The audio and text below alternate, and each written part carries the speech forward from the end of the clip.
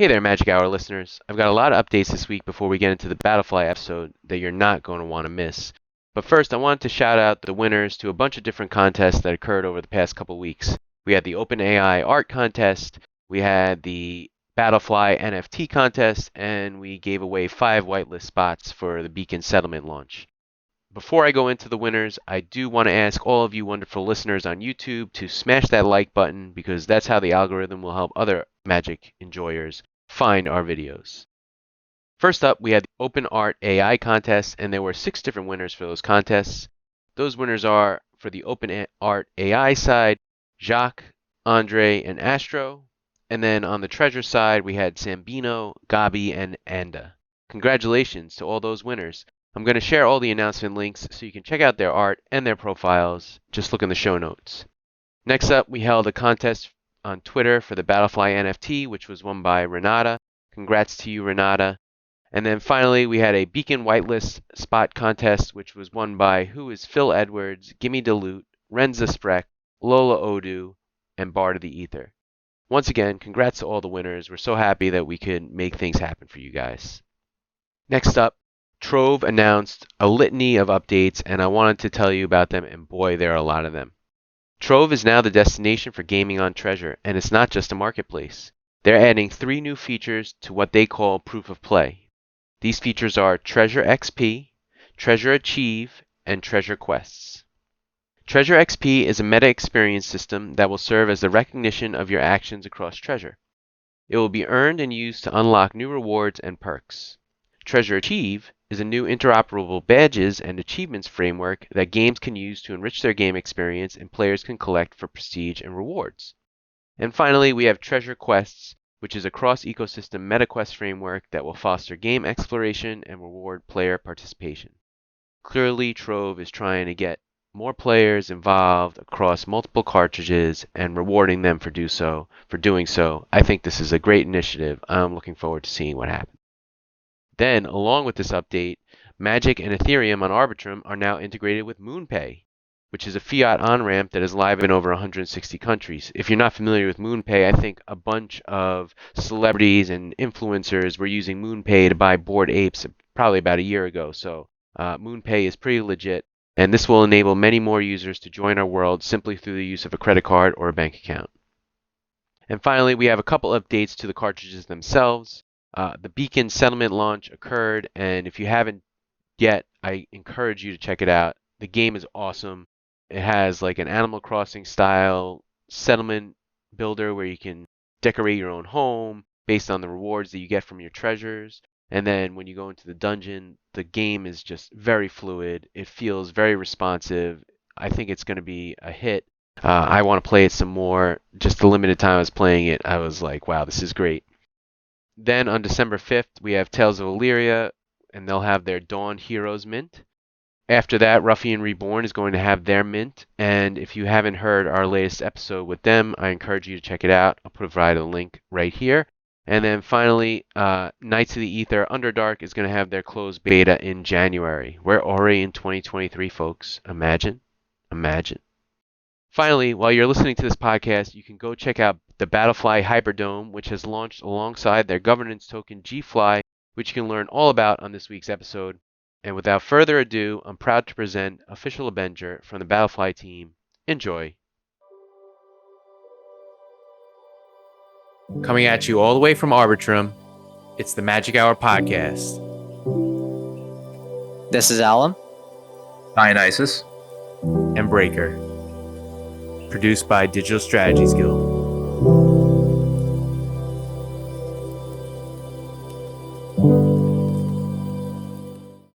Ladies and gentlemen of the Magic Hour Podcast, I am thrilled to have on Ben from the BattleFly team. Official ABENGER is his name on Twitter. Ben, thank you for joining us today. Good to be here. Thank you. Oh, I'm very glad that you're here. I'm very excited. We've been trying to get you guys on for quite a bit of time now, and it's really, just really wonderful to have you.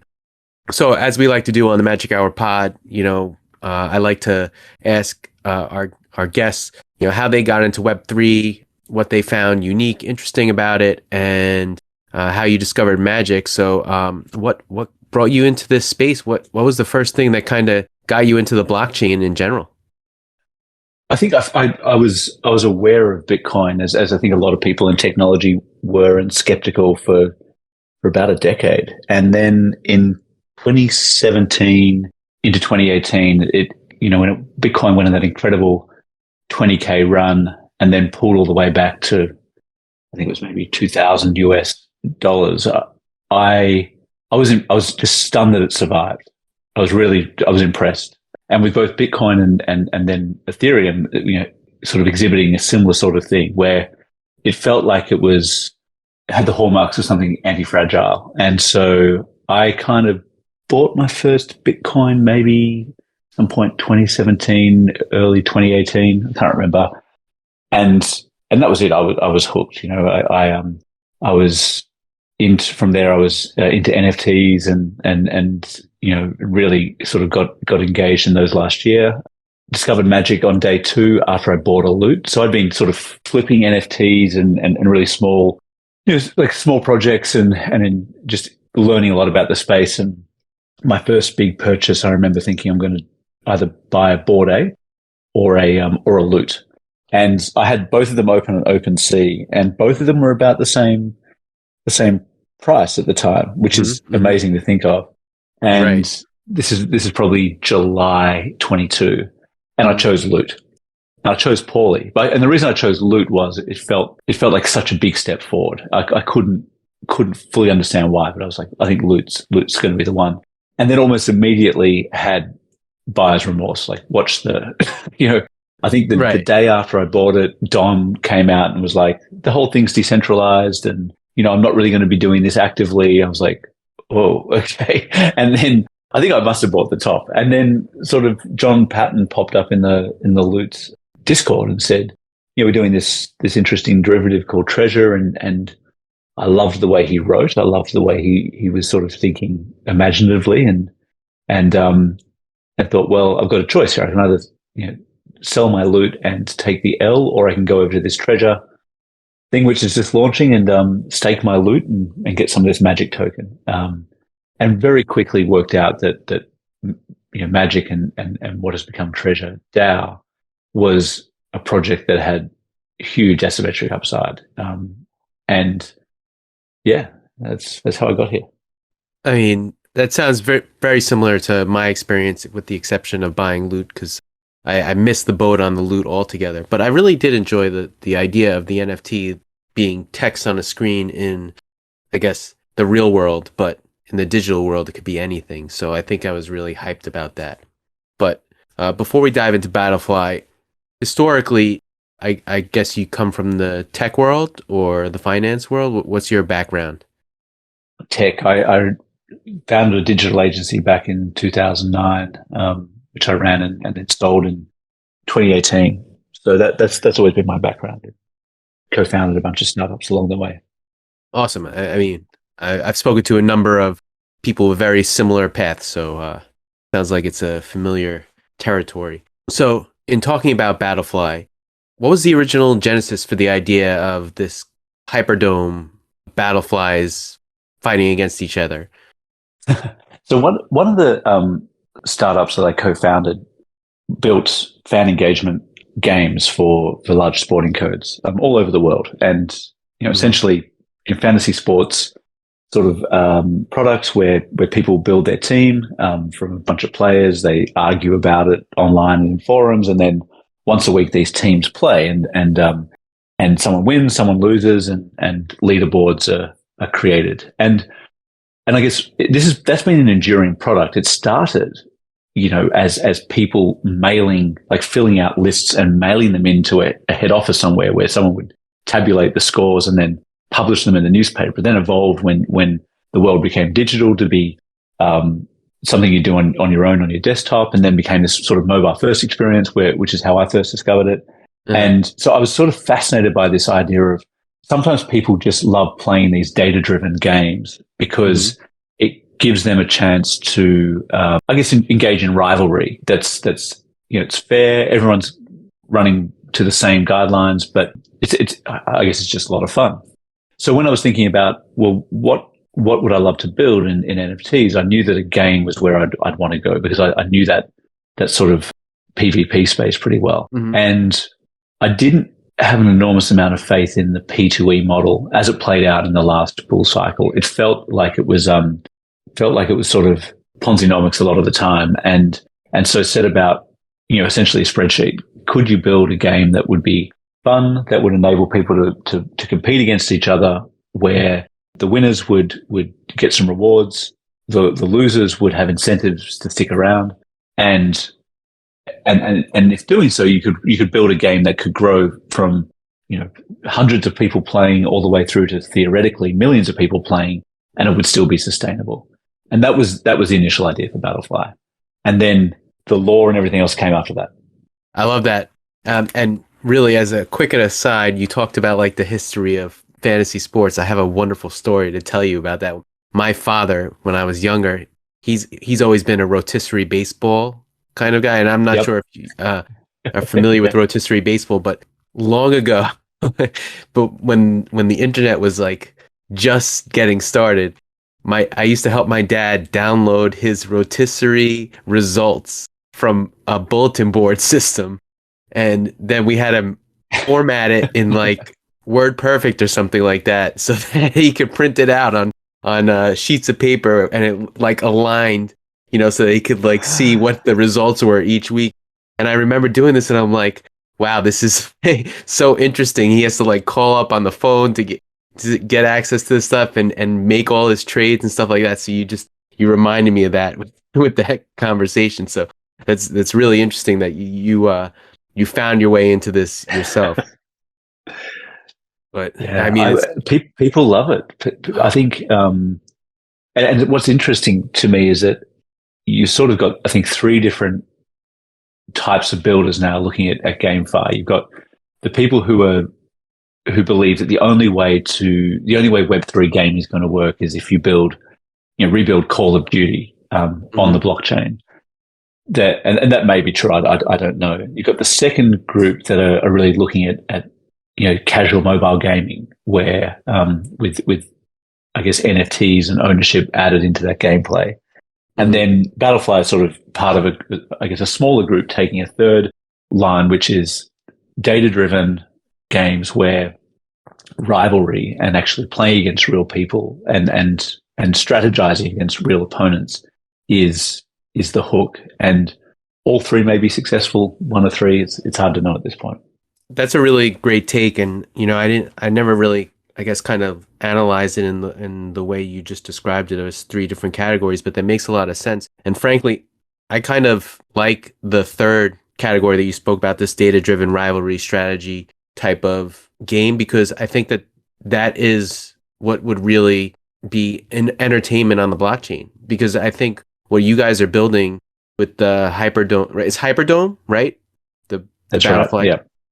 I like that idea. It seems like it's in the spirit of what the blockchain is. Like, everybody can play, whether it's 1 or 1 million, and everybody's incentivized to stay if they lose and hope that they can win the next time, and not lose everything if they lose, but still like feel like they've had a good time and they made an effort to try and win the best that they could. So I'm glad that you kind of have that vision, because I like that idea. I actually have been thinking about, like, I don't know if you've heard of the Race to Uranus game, but I like that one as well, because it's like a very similar type of game. Like, you don't have to buy a lot of NFTs, but you can participate whether you own one or not, and someone wins, but even if you lose, you get something back. And I think that people are going to find that's going to be one of the more popular ways to interact with the blockchain, at least in my opinion. Yeah, it's less zero sum, and I think one of the defining features of crypto and crypto Twitter at the moment is the need and desire to be early, and it's an interesting sort of dynamic. You because so many people are either scared of or oblivious to being used as exit liquidity. And what BattleFly is trying to experiment with is can you build a game that is essentially not doesn't favor the people who get in first? it doesn't penalize them, but it doesn't give them a lingering advantage that disincentivizes other people from coming in. Gotcha.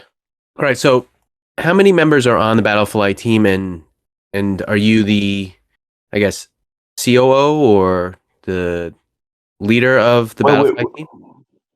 Or is it more of a DAO? We're a DAO now. So Okay. there's a group of core contributors. I'm part of that. I kind of wear the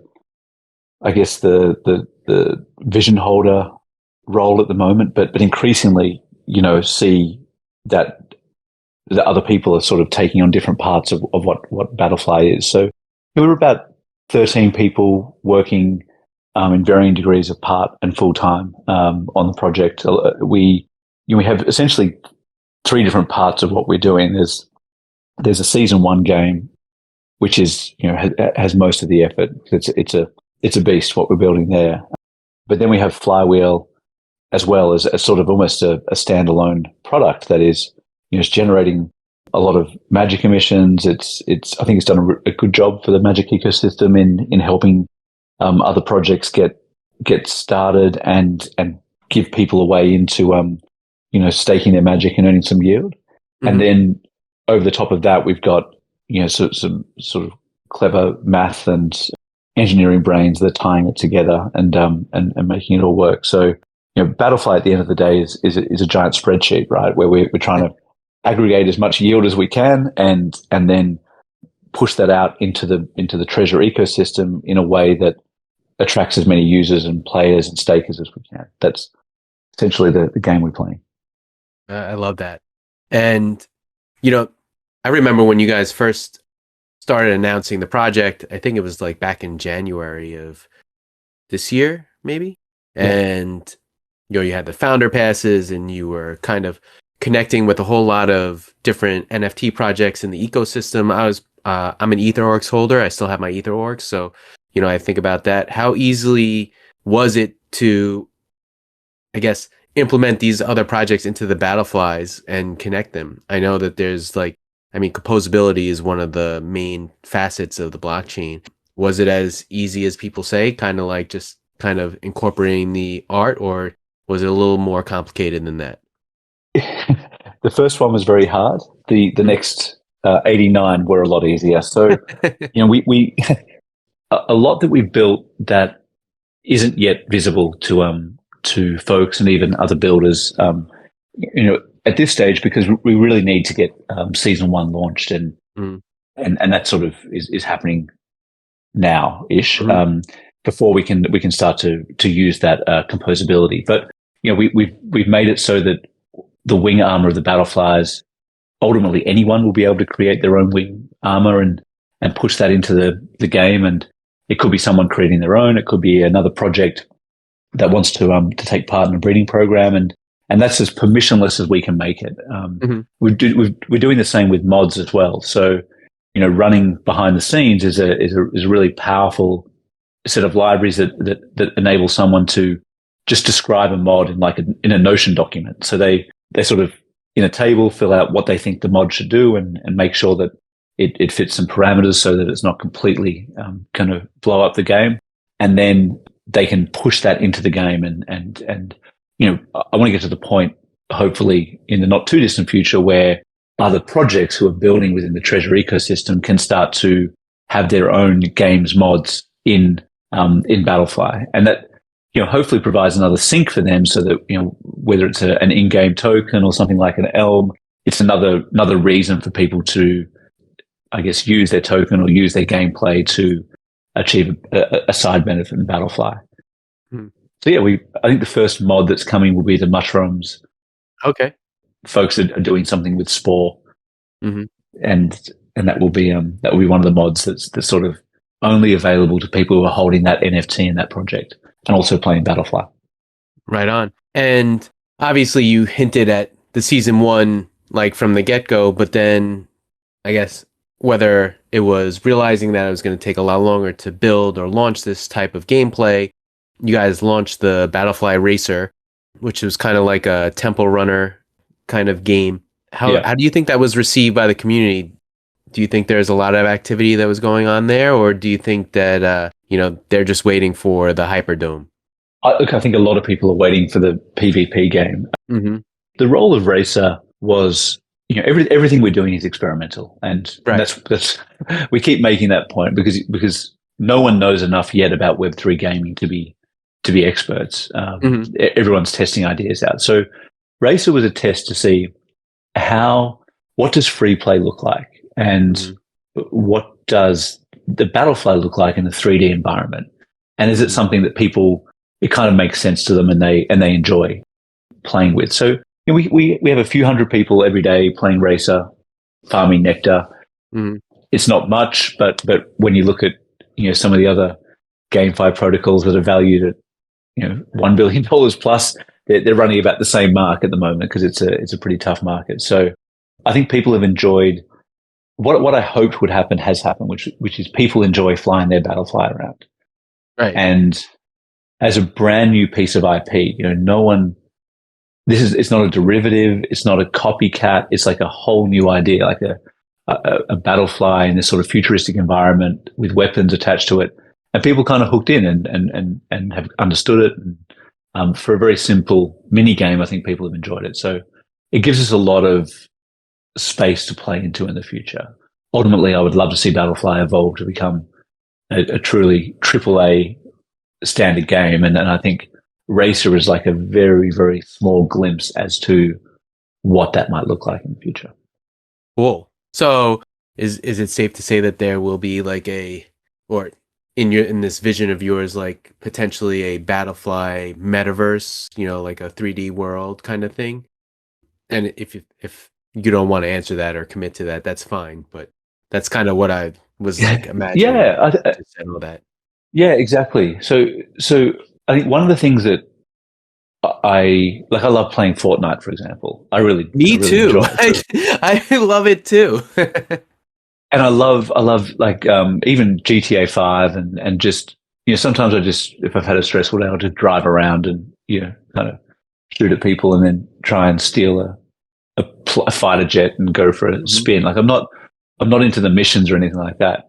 But one of the things I always think when I'm playing Fortnite is I'd love to just run a vehicle workshop here in the Fortnite world, and just kind of create these crazy vehicles that people can drive, and if I could sell them even better, because I think that would be a lot of fun. Just coming up with new ideas and pushing them in. So BattleFly will, and this is very much subject to where the DAO wants to take it long term. But my 2 cents on it is that we should be building an immersive 3D world where people can play different roles within it. So there'll be the racer style people who are people who love playing those quick kinetic sort of games where reaction speed and things like that is important, and that will be a very competitive mode of the game. And then there'll be another mode which is more about the unlocking of value. So we are seeing that happen at the moment. We're seeing people play racer just to collect a lot of nectar, and then I think with season 1 launching, we'll see people playing the game to collect a lot of magic. If we can bring those two different styles of gameplay together and have them working both in competition and collaboration, I think we'll have something really interesting, because then you've got a game that essentially has different character modes that people can play. Yeah. I think that's one thing that will bring more people in, because they can see that you don't just have to be one type of person. Like I watched this streamer Day9, and he was just playing. I was watching one of his YouTube videos, and he was playing this new game called Warhammer, whatever. But he mentioned that he's not really a FPS player. Like he's more of a kind of like a deck builder type. So clearly, there's many different ways that people like to play games online. So I think what you're talking about, catering to the different styles of gameplay, will attract more people and allow them to each play the game the way that they want to, or participate, I should say, the way that they want to. So I appreciate that take as well. And if someone just wants to be a wing art creator, within the game, or all they want to do is manufacture mods and actually sell them into the BattleFly ecosystem, ultimately I want to get to a point where that's possible, because I think the metaverse gameplay modes will work well when they're connected in the way that Treasure is doing it. Like that is people can move around between different games and sort of build a profile across all these different worlds. I think that's really fun. But then within one of those worlds, being able to carve out a space in the economy that's not just farming or not just racing, for example, would be really interesting. And we had a whole bunch of contributors, over 90 different projects and a number of different artists who help us create the wing art for season 1. I'm hopeful that when we get to season 2 and beyond, that we can start to do that in a more permissionless way, and artists can create, whatever they want, and that people will see value in that, and there might be one of ones or one of a limited edition that people are actually chasing. Cool. I mean, I have a friend who loves to do art, so I'll let him know about that, because I'm sure he'd be interested in getting involved in that way. But that's really cool that you're kind of extending it even to the creators where they may not be such big gamers. I want to switch gears a little bit. I want to say, first off, congratulations on the launch of the G-Fly token. I know that you guys have been talking about this for a little bit now. When did you realize that a token like this would be needed, considering that originally you were talking about winning Magic? And I guess as a kind of associated question, what benefits does the G-Fly token provide for users, founders, NFT holders, etc.? Yeah, so G-Fly is, I guess, a governance token primarily that is required to power the network. So there's I'm very, very keen to keep using Magic as our primary gameplay token, because I think what Magic does so well is it enables people to play, if you look ahead a year from now, there'll be anywhere between 10 to maybe 20 plus different games and worlds that people can move around with one token. So that's cool.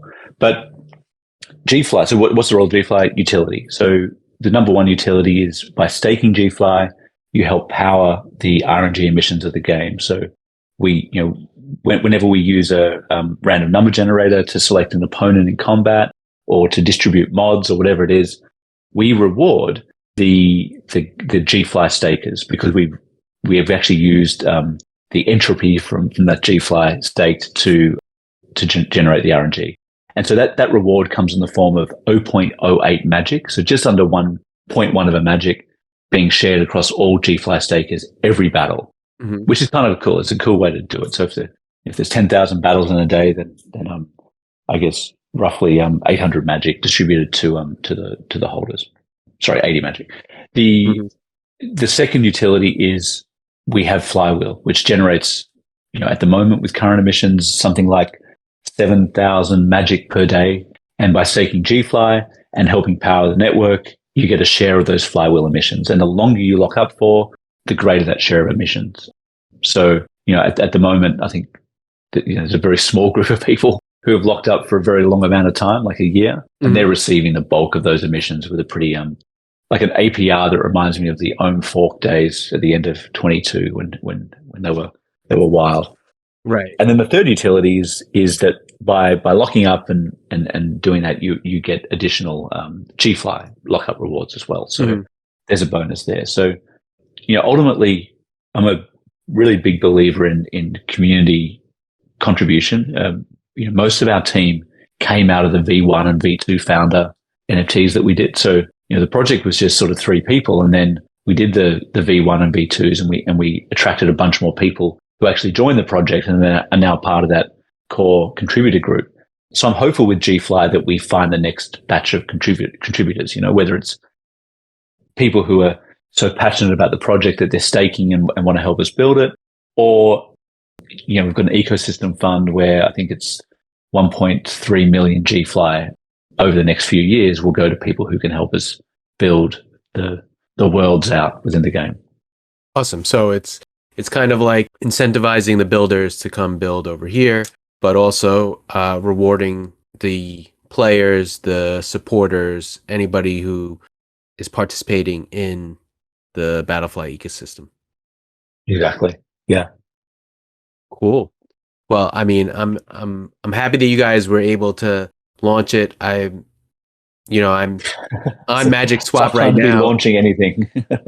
It is. You know what? But at the same time, I think it's a testament to how strong this particular community is, because I mean, granted, I'm kind of, I guess, talking with a lot of project builders in this space, the Treasure DAO space specifically, but there are so many different projects here in this Treasure DAO ecosystem that are really interested, positive, hopeful, and no one cares about or I shouldn't say no one cares, but they're focused on bringing something that's fun and entertaining to the user, to the player, right?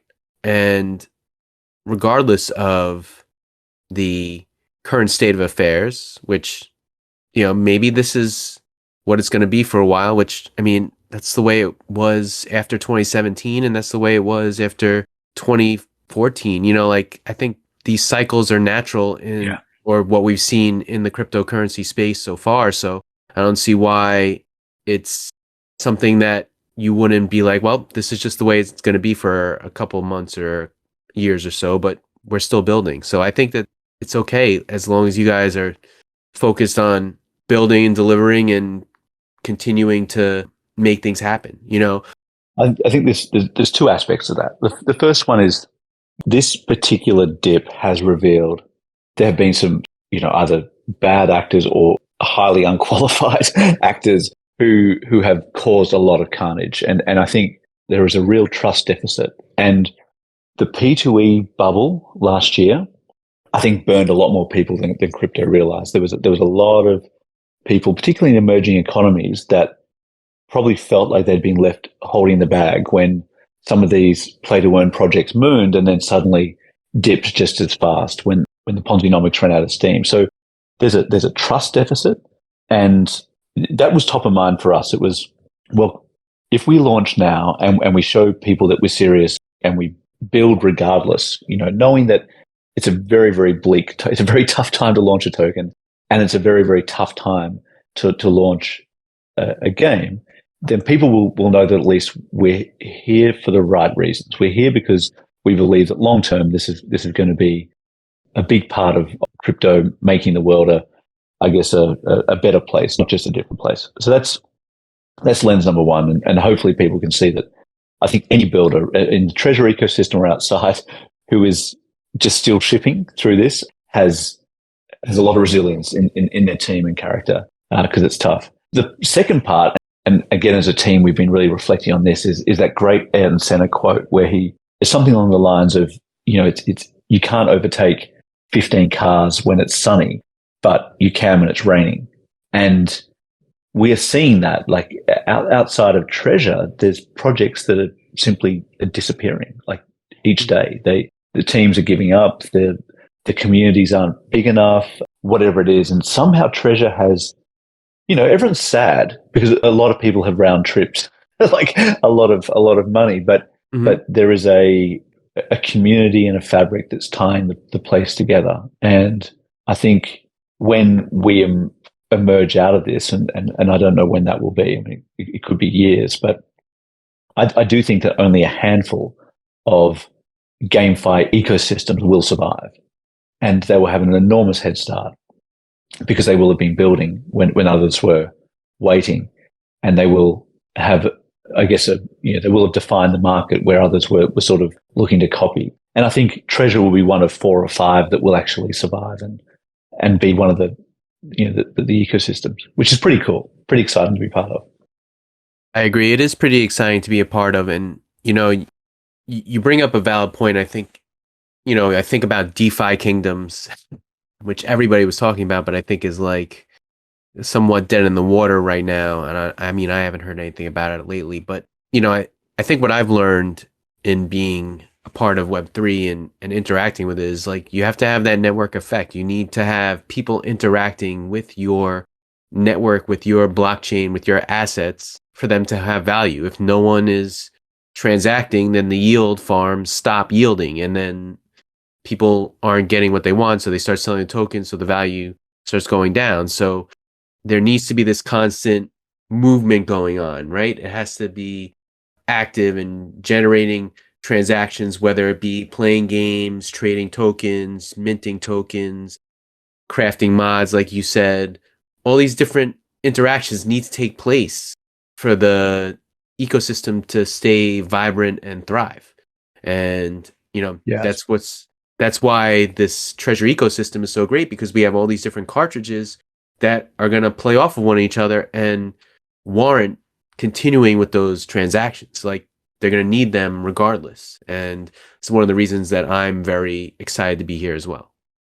And whether it was a stroke of genius or good fortune, and maybe a combination of the two, I think Treasure ending up on Arbitrum, and Arbitrum, being what seems to be a long way ahead of some of its competitive set in terms of how it's thinking about what an L2 chain needs to do and how it can bring the best of Ethereum, but then amplify that across, these sort of connected ecosystems.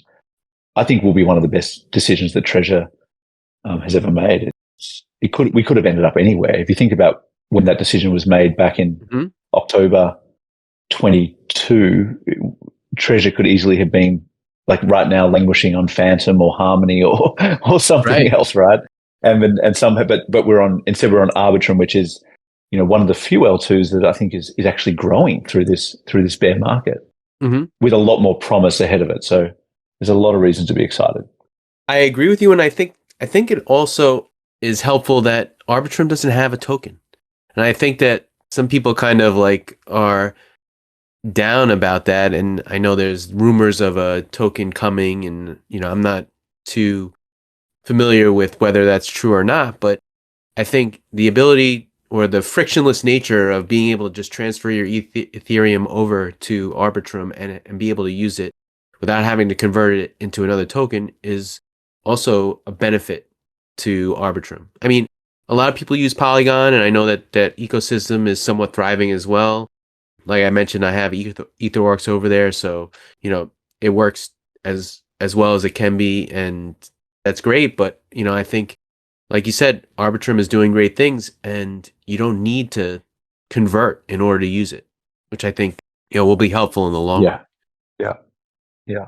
So let's talk about season 1, the Hyperdome. I'm hyped. I know you probably don't have a release date set in stone. Can you give any type of time frame? And if you can't, that's okay too. I don't want to. I know people like to make. Absolutely, I can. Oh, cool. So I have good news there. So because we've now launched GFly, the way our RNG algorithms work is that once we have a certain amount of GFly staked, we can enable battles to happen because there's enough entropy in the network to make it all provably fair. So we are opening either today or tomorrow to our founders, because they, as being part of the founder NFT group, have staked something like 550,000 GFly between them into the vault. So the game season 1 opens for founders. That's going to be roughly 500 people playing. I guess in some respects, the game is finished, but I really want to hear from the founders around areas that we can improve things. And we know that there's, we've been feature stuffing right up until the last moment. So there's a bunch of things in the UI that are getting a lot of love and attention at the moment. And will be, ready in the next couple of months, because I think one of the things that we've done is add a lot. And then when we kind of took a step back and started to write some of the onboarding guides, we were like, whoa, there's a lot here for a new player.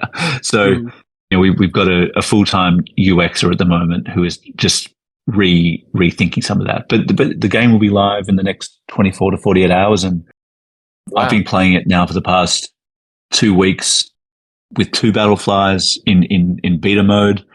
I've really enjoyed it. It's my type of game because you can sort of play it for 15 minutes a day where you're really just tracking the data, seeing how your BattleFly is going, maybe changing the loadout up and then sending it back out to battle. One of my BattleFlies has made a huge profit, and one of them has made a very clear loss. So at the moment, I'm working out whether I'm going to keep that happening so that I can nectar farm on the loser and push that into the winner, or because nectar is really how you get better mods. It's you can use it to re-roll, you can use it to boost rarity, you can use it to increase your chances of getting rare mods. And while rare mods don't, in and of themselves are no guarantee of success.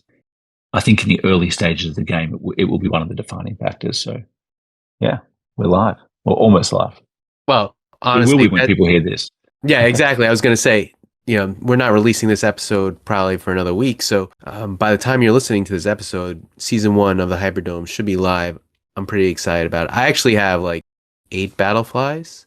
So I'm looking forward to kind of being strategic and getting involved. And I like what you said about, well, I only play for like 15 minutes a day, because that's the way I like to digest my games as well. And I think that's part of the attraction of like the Fortnite, right?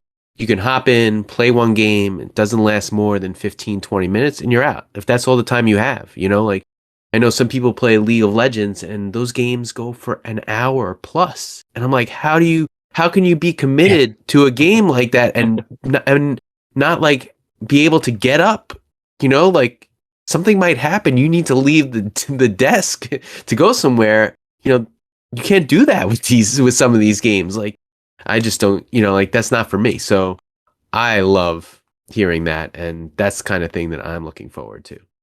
And one of the things about building in Web3 is you get real-time feedback and real-time FUD. I think some people will say, I want a game I can play where I can actually control it.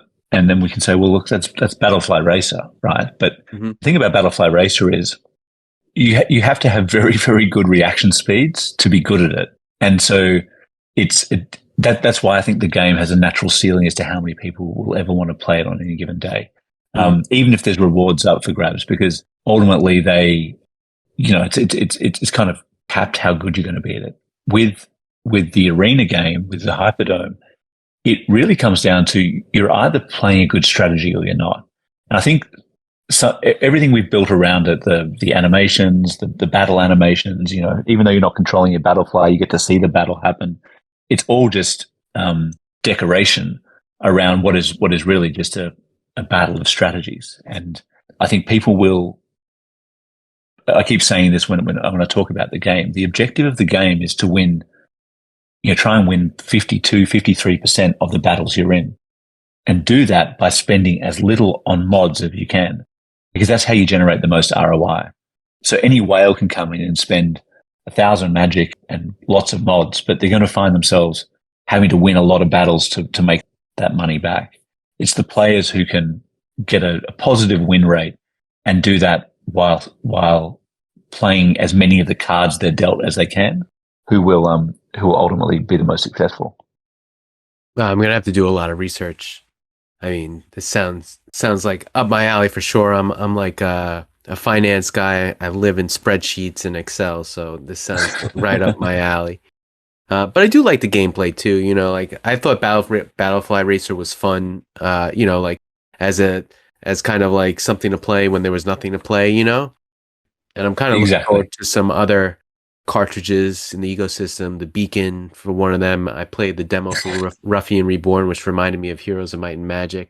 So I mean, like we're starting to see more games, more activities coming. So I get kind of like really excited and hopeful, seeing what people are delivering, because like you said, this is all very experimental. It's new. We don't know what's going to land and what people are going to flock to and what they won't. So, we just kind of got to try everything or be new and try something that's never been done before too, right? I think that's going to be the stuff that's really going to attract people to the space and get them interested. And the other thing too is, and I know this is coming also, it's got to be easier, right? I feel like I say this before on the pod, but we're in the DOS days of the blockchain. We're essentially working at the command line, and for the most gamers, I think a lot of them can understand the DOS command line stuff, but we need better graphical user interfaces to just get into these ecosystems. So I hope those are coming soon.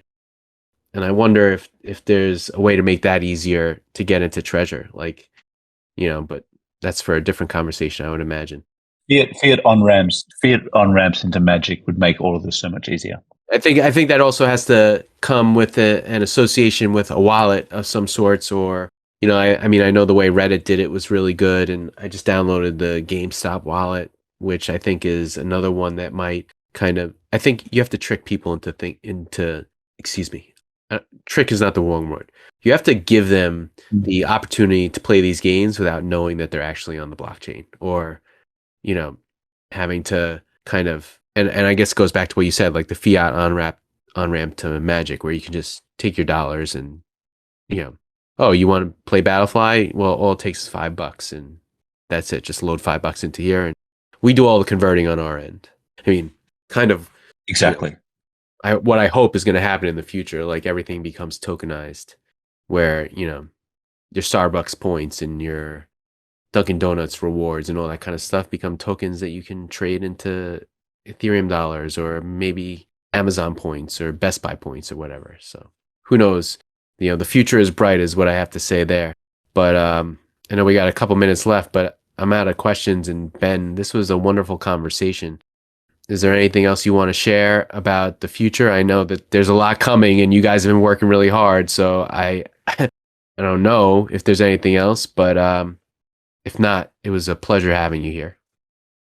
Thank you very much for having me, and thank you to everyone in the Treasure ecosystem for the support and the feedback. And we are always looking to hear from contributors and people who want to help us build something that people love to play. So it's always a call out for anyone who's got ideas for how they can either make BattleFly better, or Flywheel, or come and help with that, or think of ways for us to extend into some of the other projects. We definitely want to be part of it. So thanks for all the work you do in keeping the flame alive during a pretty cold crypto winter. You don't see it in a lot of other places, so I think it's worth continuing to be supportive and showcase wonderful projects like yourself. So thanks for joining the pod, and good luck to you, and I look forward to playing the Hyperdome. Anytime. See you in there. Yeah.